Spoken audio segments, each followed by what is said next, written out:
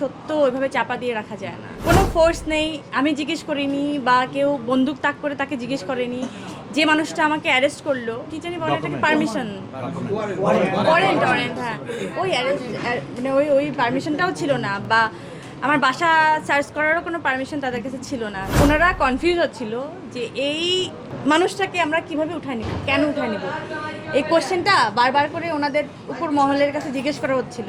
আমি কি একবারও কথা বলেছিলাম আমি জেল থেকে আসার পরে এটা নিয়ে? কখনোই কোনোভাবে কেউ আমাকে কোশ্চেন করে উত্তর নিতে পেরেছে?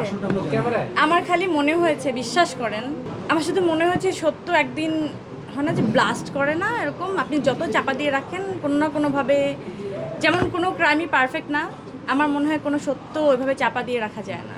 ওই একটা জিনিসের উপর বিশ্বাস করে কিন্তু 6 বছর পরে দেখেন কোনো ফোর্স নেই, আমি জিজ্ঞেস করিনি বা কেউ বন্দুক তাক করে তাকে জিজ্ঞেস করেনি।